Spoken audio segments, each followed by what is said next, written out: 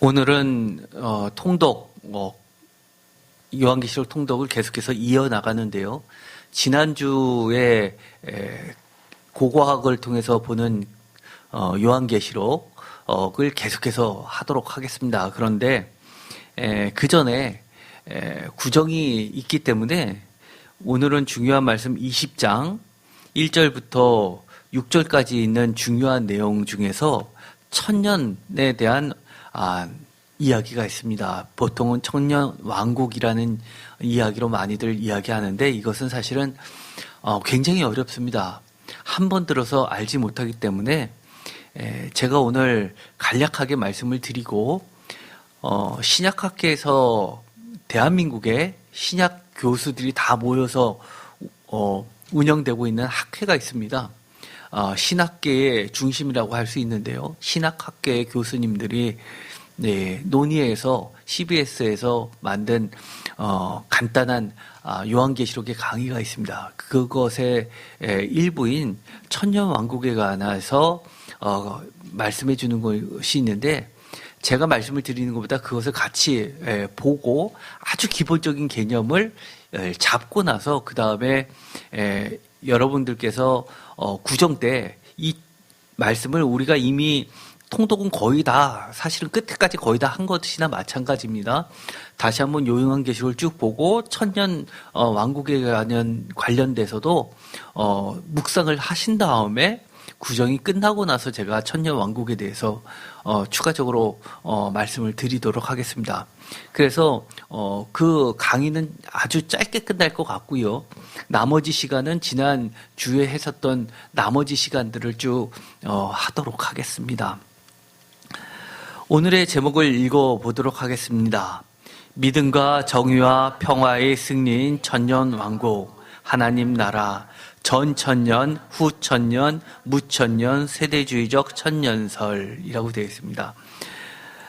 이 천년이라는 이야기는 사실 천년왕국이라는 이야기 말 그 자체로 천년 동안 왕노릇하리다라는 이 말씀을 근거로 해서 천년왕국이라고 하는데 어떻게 보면 교회에서 천년왕국을 이야기하는 것보다 이단에서 거의 사용을 많이 합니다.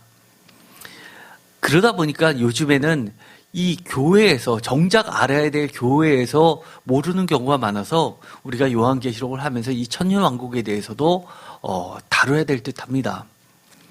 오늘은 아주 간략하게 다루겠는데요. 기본적인 개념은요. 천년왕국은 천년 동안 왕노릇한다라는 그 말에 근거를 두고 있고요. 바로 5절입니다. 5절을 다 같이 읽겠습니다. 그 나머지 죽은 자들은 그 천년이 차기까지 살지 못하더라. 이는 첫째 부활이라. 4절 다 같이 4절을 다 같이 읽겠습니다. 또 내가 보좌들을 보니 거기에 앉은 자들이 있어 심판하는 권세를 받았더라. 또 내가 보니 예수를 증언한가 하나님의 말씀 때문에 목배임을 당한 자들의 영혼들과 또 짐승과 그의 우상에게 경배하지 아니하고 그들의 이마와 손에 그의 표를 받지 아니한 자들이 살아서 그리스도와 더불어 천년 동안 왕노릇하니. 바로 천년 동안 왕노릇하니라는 이 구절을 천년왕국이라고 흔히들 이야기합니다. 그런데 신약 성경 중에서 가장 논란이 많고 또 학자들 사이에서도 정립이 안 된 대표적인 것이 바로 이 천년왕국에 관련된 것입니다. 말도 좀 어렵죠. 천년왕국 할 때 보통 기독교 정통이라고 하는 교회에서는 세 가지 설을 지지를 합니다.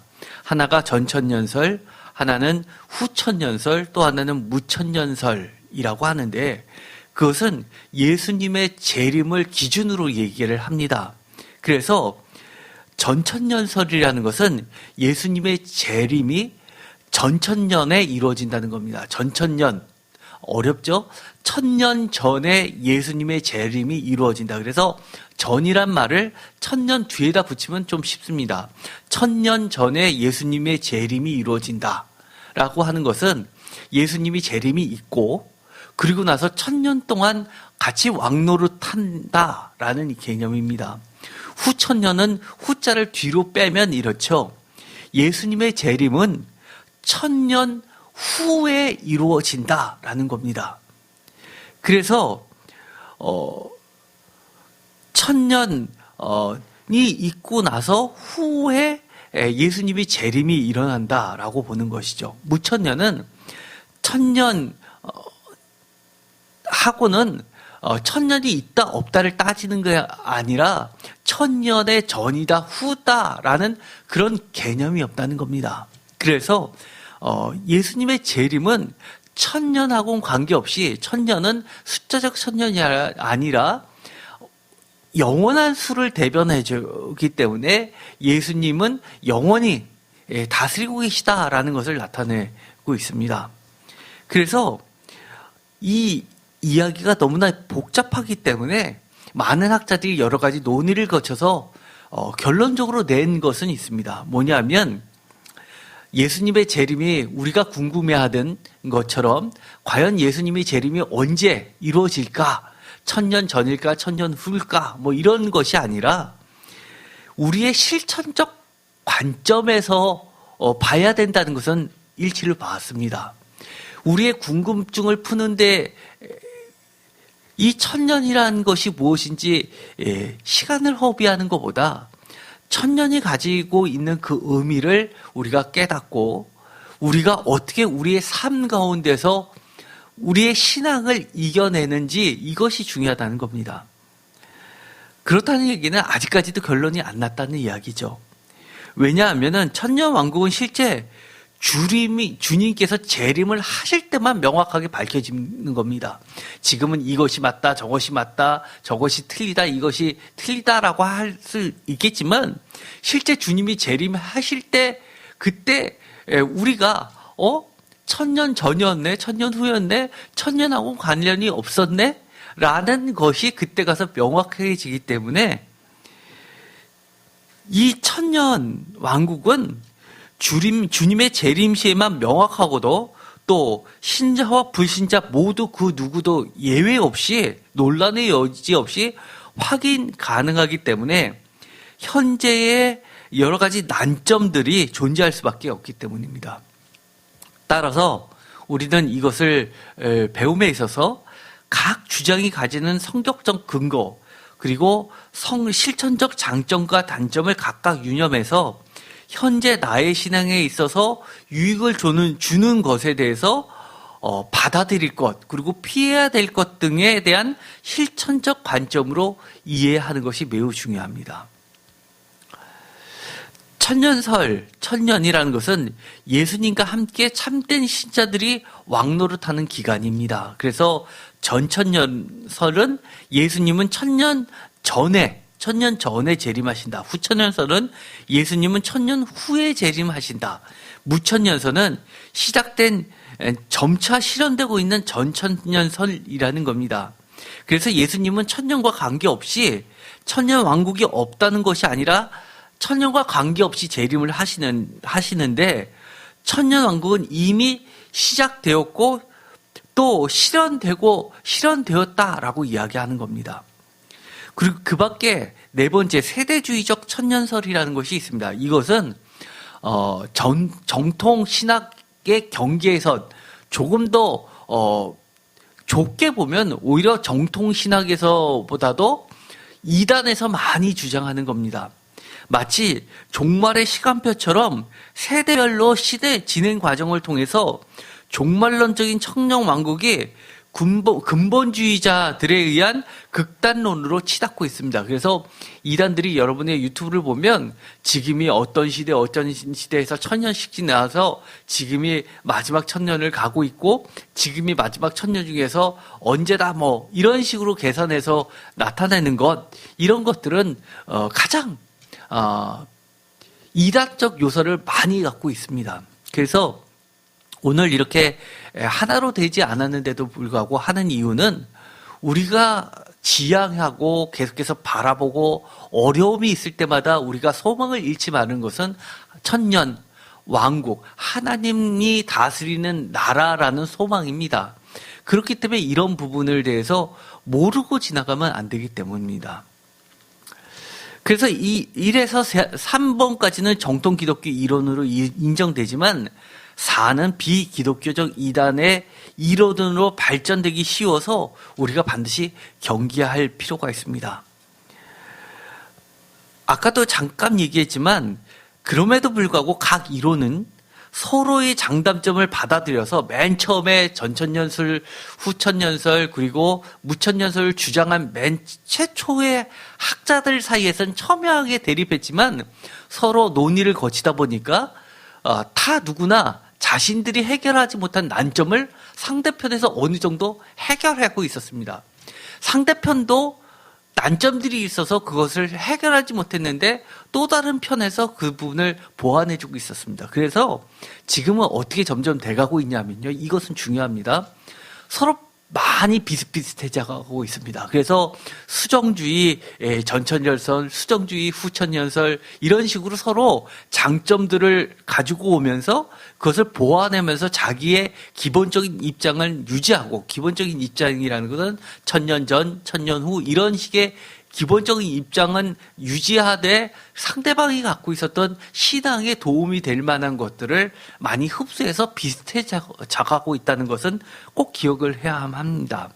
그런데 우리가 이따가 살펴보겠지만 현재는 무천년설이 주류입니다. 그렇다고 무천년설이 정설이냐? 그렇지 않습니다. 요즘에 특히 미국을 중심으로 해서 20세기에 와서는 역사적 전천년설이 미국과 보수교회를 중심으로 점차 강세를 띠고 있습니다. 그렇기 때문에 우리가 열린 마음을 가지고 저런 이야기 나갈 때는 내 삶에서 이런 부분에서 내가 저걸 받아들이면서 내 신앙을 더 하나님과 가까이 하면서 하나님 나라에 대한 소망을 구체적으로 가져야지 하는 게 굉장히 중요하다는 겁니다. 합니다. 한국 신약학계 주간으로 CBS에서 구성되어 있는 건데요. 한철음 교수라고 이분은 요한계시록을 전공하신 분입니다. 제가 블로그에 이분 말고도 이수근 교수님이 액치라고 하죠. 아세아 연합신학대학교 교수님이신데 이분은 조직신학 교수입니다. 성서신학 아까 부분은 성서신학 교수였고요. 이분이 잘 그래도 정리를 좀 자세하지만 제가 보기에는 제일 객관적으로 잘 하신 것 같습니다. 이거는 1시간이 넘기 때문에 연휴 때 여러분들이 이걸 꼭 들어보시면 한 번 들어서 절대 알 수 없습니다. 그래서 여러분이 여러 번 반복해서 들으시고 나서 구정 끝나고 제가 이런 부분은 우리가 좀 받아들이고 이런 부분은 조금 경계를 하고 이런 식으로 말씀을 하도록 하겠습니다. 보셨죠? 아주 간단합니다. 사실 지난 시간에 에베소까지 했죠.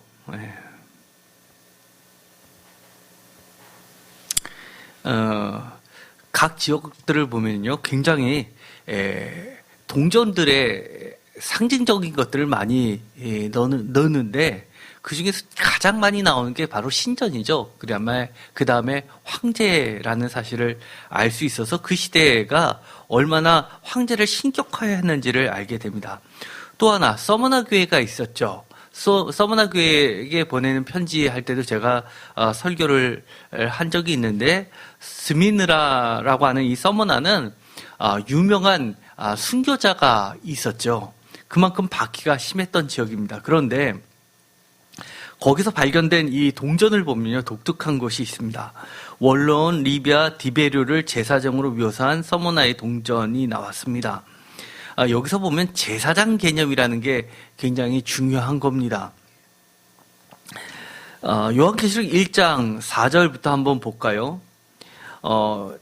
요한은 아시아에 있는 7교회에 편지하노니 이제도 계시고 전에도 계셨고 장차 오실리와 그의 보좌 앞에 있는 7명과, 보좌라는 것은 권력을 상징한다고 그랬습니다. 왕권을 상징한다고 말씀을 드렸습니다. 또 충성된 증인으로 죽은 자들 가운데서 먼저 나시고 땅의 임금들의 머리가 되신 예수 그리스도로 말미암아 은혜와 평강이 너에게 있기를 원하노라.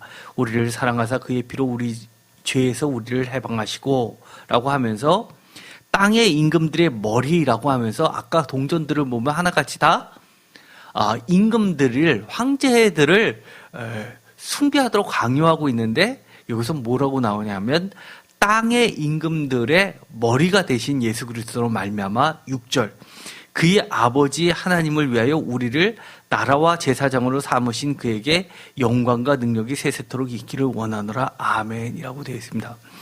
우리가 이 말씀을 나라와 제사장, 특히 나라에 관련돼서 제가 설교를 한 적이 있었죠.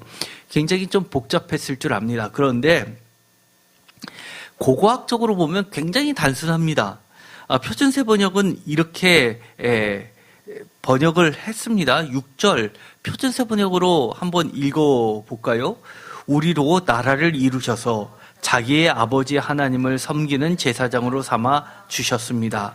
그에게 영광과 권세가 영원무궁하도록 있기를 빕니다. 아멘. 이 표준세 번역이 제가 보기에는 원문을 충실하게 번역했다고 보지도 않았습니다. 제가 설교했던 부분을 다시 한번 보시면 아실 겁니다. 그때 출애굽기에 있었던 말씀, 신명기에 있었던 말씀도 같이 나눴는데요. 그런데 이 표준세 번역의 번역은 오히려 이 고고학에 있는 내용을 아주 잘 살린 겁니다. 여기서 보면요. 나라와 제사장인데 이 나라와 제사장이 여기서는 사실은 제사장 하나를 중점적으로 묘사하는 데 씁니다. 우리로 나라를 이루셔서 결국은 어떻게 하셨냐? 자기의 아버지 하나님을 섬기는 제사장으로 삼았다는 겁니다. 나라와 제사장으로 삼으시는 나라 하나, 제사장 하나가 아니라 제사장으로 삼았다는데 좀 더 중점을 두고 있습니다. 그런데 이 동전에서도 보면 이 제사장이라는 중요한 개념이 나오는데 디베료는 누구죠? 티베리우스 황제를 이야기하죠. 성서에서도 갈릴리오스를 티베리아우스라고 부르죠. 왜냐하면 티베리우스 황제가 그것에다 별장을 지면서 아주 재정비를 했기 때문에 그 호스를 티베리아 호스라고도 불렀던 겁니다. 갈릴리오스, 갈릴리바다, 티베리우스 호스 이렇게도 불리게 되는 겁니다.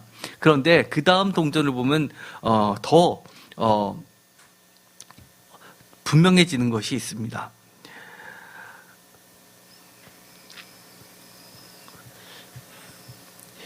도미티안과 여신이 새겨진 빌라델피아에서 출토된 동전이라는 것이 있고요.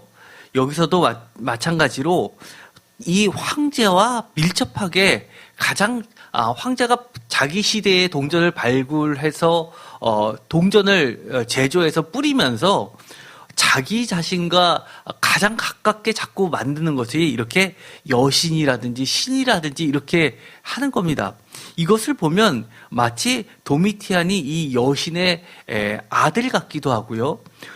이 여신이 도미티안의 부인 같기도 하고요. 또 이 도미티안은 여신의 제사장 같기도 하게끔 그렇게 여러 가지 다중적 의미로 묘사를 하고 있는 겁니다. 아주 내가 신이다라고 말하기에는 사람들이 다 육을 통해서 태어났다는 걸 알고 어릴 때 모습도 다 알고 있기 때문에 그것을 믿지는 않겠지만 나는 인간이지만 실제로는 신과 아주 신의 아들이다. 신의 핏줄을 갖고 있다. 그런 개념을 만들기 위해서 이렇게 여신을 동전 앞면과 뒷면 둘 중에 한 면을 그렇게 장식하는데 혈안이 되어 있다는 것을 보게 됩니다. 요한계시록 2장에 보면 이런 구절이 있죠. 버가모 교회의 사자에게 편지하노라. 좌우에 날성검을 가지신 이가 이르시되 내가 어디에 사는지를 내가 아노니 거기는 사탄의 권세가 있는 데라. 내가 내 이름을 굳게 잡아서 내 충성된 증인 안디바가 너희 가운데 곧 사탄이 사는 곳에서 죽음을 당할 때도 나를 믿는 믿음을 버리지 아니하였도다. 제가 전에 이런 말씀을 드렸죠.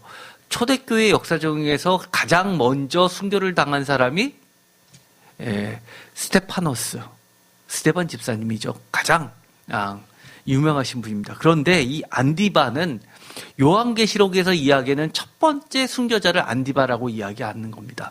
안디바가 누군지는 신약 성경에 나와 있지 않고요. 또 기록물에도 존재하지 않는 사람입니다. 그럼에도 불구하고 이 요한계시록 공동체, 특히 소아시아 지역을 중심으로 하는 데에서는 이 안디바의 순교는 그들의 믿음의 절정을 이룬 것임에는 분명합니다. 그 뒤에 구절 2장 17절에 보면 귀 있는 자는 성령이 교회들에게 하시는 말씀을 들을지어다 이기는 그에게는 내가 감추었던 만나를 주고 또 흰 돌을 줄 터인데 그 돌 위에 새 이름을 기록한 것이 있나니 받는 자 밖에는 그 이름을 알 사람이 없느니라. 여기서 중요한 것은 이 이기는 것에 대한 신앙입니다. 여러 가지 많은 박해와 어려움이 있지만 그것에 지지 말라는 겁니다. 제가 그 흰돌이 뭐냐라고 했을 때 전에 설교를 할 때 여러 가지 견해들 중에서 이것은 초점장일 가능성도 있는 것이라고 말씀을 드린 게 혹시 기억나십니까? 어떤 사람들은 이건 부적이다 이렇게 이야기하시는 분도 있지만 이 흰돌은 어떤 고대 사회에서 초점장용으로 징표로서 사용했었던 것이 나와 있죠. 버가모에서 발견된 출토들에서 보면 아우구스토 황제죠. 아우구스토와 디오니수스, 이건 디오니수스는 술의 신이죠. 로마 신의 이름으로 하면 바카스, 헬라식 이름으로 하면 디오니수스입니다. 여러 가지 풍요를 상징하는 신이죠. 이처럼 항상 황제와 신의 관계는 어떻게 보면 황제와 왕과 제사장을 묶으려는 그런 많은 논리와 또 지배 수단이 있었다는 겁니다. 그럼에도 불구하고 그들의 특징은 왕의 정도 집중이 되어 있었죠. 4대의 동전이 굉장히 중요한데요. 이렇게 되어 있습니다. 무릎을 꿇고 있는 4대를 일으켜 세우려는 디베리오와 홀과 곡물을 들고 있는 여신 데메테르로 묘사된 리비아 동전이 주 17년에서 37년 굉장히 일찍 예수님 시대하고 비슷한 시점에 만들어진 동전입니다. 그런데 여기서 보면 무릎을 꿇고 있는 4대를 일으켰다. 4대가 지진으로 멸망되는데 거기서 재건을 하는데 여신과 이 디베리우스 황제가 도와줬다는 것이죠. 그런데 이 홀과 곡물, 홀이라는 것은 뭐죠? 이 권력을 상징하는 막대기였고요. 곡물은 그야말로 풍요, 안정을 상징하는 겁니다. 그런데 요한계시록 3장 1절에도 4대 교회가 나오게 됩니다. 여기서 보면 5절에 이기는 자는 이와 같이 흰 옷을 입을 것이요 내가 그 이름을 생명책에서 결코 지우지 아니하고 그 이름을 내 아버지 앞과 그의 천사들 앞에서 시인하리라 라는 말이 나오게 됩니다. 이거를 우리는 아버지 앞과 천사들 앞에서 시인하겠다라고 하는데 특별히 눈길을 끄는 것은 동전이 발견된 것은 이겁니다. 아버지 앞과 천사들 앞에서. 이것은 동전에서 보면 4대 교회에서도 이렇게 무릎을 꿇고 있는 4대를 그 여신이 자기 앞에서 이렇게 세우는 장면이 나오게 되는 거죠. 그런 것을 늘 이 사람들은 평상시에 동전을 보면서 세뇌를 당하고 있었는데 이 구절을 통해서 뭐를 발견하냐? 내가 여기서 무릎을 꿇는 것이 아니라 난 정말 하나님 앞과 천사들 앞에서 예수 그리스도를 부인하지 말아야지라는 것으로 그렇게 늘 신앙의 결단을 하면서 살았다는 겁니다. 여러분 지폐를 보시죠? 지폐를 볼 때 늘 어떤 생각을 하십니까? 더 많은 돈을 먹고 이것이 많으면 정말 이렇게 천적까지 닿을 정도로 쌓아질 것을 기대하면서 그 지폐를 쓰시나요?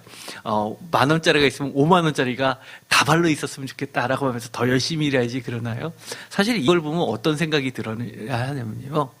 내가 언제나 물질 앞에서 과감히 하나님을 선택해야지라고 늘 결단하는 것처럼 이들은 그렇게 생각했다는 겁니다.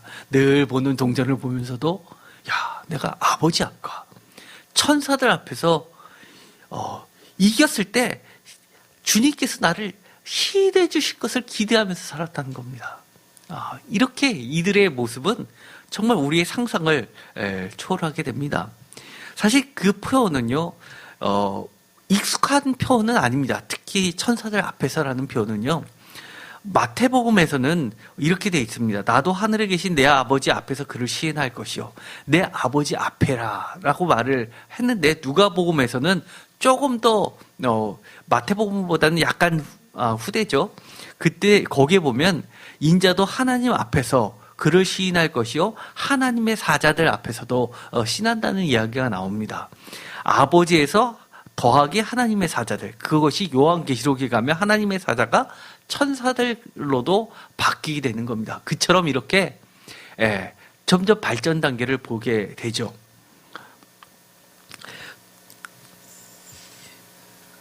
빌라델피아 교회, 그야말로 내 말을 지키며 내 이름을 배반하지 아니하였다라고 하면서 칭찬하시는 모습이 요한계시록에 나오는데요. 이 빌라델피아에서 출토된 종전에도 마찬가지로 그 요한계시록의 저작 시기라고 가장 박해가 심했다고 생각하는 시점이 도미티안 황제일 것이다라는 것이 여러 설 중에서 메인 중에 하나였습니다. 그렇기 때문에 얼마나 이들이 지켜내려고 하는 신앙이 쉽지 않았었던 것이라는 것을 분명하게 알 수 있죠. 라오디게아에서 발견된 동전에 보면은요, 한 면에는 도미티아가 그리고 다른 면에는 라오디게아에는 그의 황제 신전이 새겨져 있다는 것이 나오게 됩니다. 이것은 어떤 것을 나타냈냐면요, 아까도 잠깐 얘기했지만 황제를 제사장으로 자꾸 묘사하려는 겁니다. 어떻게 보면 황제들은요, 제사장 같은 왕을 지향했다고 볼 수 있습니다. 그런데 우리 계시록 그리고 성경 정치에서 계속해서 우리에게 얘기해 주시는 것은 뭐죠? 제사장 같은 왕이 아니라 왕 같은 제사장입니다. 그 차이점을 아시겠습니까? 우리는 세상에 왕을 만들려고 하나님께서 우리를 세우시는 것이 아니라요, 하나님을 예배하는 예배자로 세우기 위해서 만국을 하나님께 예배드리는 때 없어서는 안 될 제사장으로 우리를 세우시는 겁니다. 쉽게 말해서 제사장 같은 왕에서 신의 권력을 힘을 빌려서 사람들을 지배하는 피라미드 구조가 아니라 왕 같은 높임받는 하나님의 권위를 입은 제사장이라는 겁니다. 쉽게 말해서 예배하는 공동체 나라라는 겁니다. 얼마나 세상과 이 교회의 지향점이 다르라는 것을 사실 우리가 성경을 보면 잘 드러나지 않는데, 이렇게 이제 고고학을 통해서 보면요, 이것은 완전 반대 방향이죠. 말은 비슷한데 완전히 지향하는 점이 다르다는 것을 보게 됩니다. 요한계시록 3장 14절에도 라오디게아 교회가 나오는데요. 여기서도 보면 아멘이시고 충성되시고 참된 증인이시요 하나님의 창조의 근본이시니가 이르시되라고 하면서 이 모든 교회는 바로 하나님을 예배하는 하나의 나라인 겁니다. 그리고 그 나라에 사는 사람들은 만국을 주님께로 이끌고 주님께 예배하는 법을 가르쳐주고 인도해주는 나라이면서 국민 모두가 제사장인 나라인 것이죠. 어떻게 보면 여러분들은 다 어떤 길을 갖고 가야 되는 거냐 하면요, 사명자라는 겁니다. 사명자는요, 우리가 흔히 쓰는 말이기도 하지만 어떻게 보면 불분명합니다. 어떤 사명을 가졌냐에 따라서 해석이 다 틀릴 수가 있죠. 요한계시록에서 이야기하는 것은 사명 중에서도 하나님을 예배하게 만드는 사명, 그것입니다. 요즘에 얼마나 예배 드리는 것 자체가 쉽지 않습니까? 여러분들 각자가 다 이런 제사장, 왕 같은 제사장이 되셔서 여러분들이 어느 곳을 가든지 어떤 모임에 소속하게 되든지 심지어 친구들과의 모임, 그리고 인생에서 안 그래 보신 분이 없을 겁니다. 친구들끼리 어디를 여행을 가든지 이럴 때 그 중에서 제사장이 없잖아요. 여러분들이 바로 제사장의 역할을 감당해야 될 부분입니다. 혹시 직장 다니시면은요, 직장에서 예배 드리지 않는 자들이 많은가요? 그럼 나도 거기에 묻혀가야 되나요? 하나님 그러라고 여러분들 그곳에 보내신 게 아니라 그 가운데서 여러분을 제사장으로 삼으신다는 겁니다. 여기 주전 13년 예수님께서 태어나신 게 가장 늦게 잡는 게 주전 4년이죠. 가장 일찍 잡는 게 주전 6년입니다. 동일한 보좌에 앉은 아우구스도와 아그리빠가 새겨진 로마 동전이 발견이 되었죠. 아그리빠, 누군지 알죠? 아우구스도 황제고, 아그리빠도 이 팔레스타인 지방을 다스렸던 총독이었죠. 요한계시록 22장 3절에 보면 이렇게 되어 있습니다. 다시 저주가 없으며 하나님과 그 어린 양의 보좌가 그 가운데 있으니 그의 종들이 그를 섬기며 그의 얼굴을 볼 터이요 그의 이름도 그들의 이마에 있으리라. 다시 밤이 없겠고 등불과 햇빛이 쓸데없으니 이는 주 하나님이 그들에게 빛이십니다.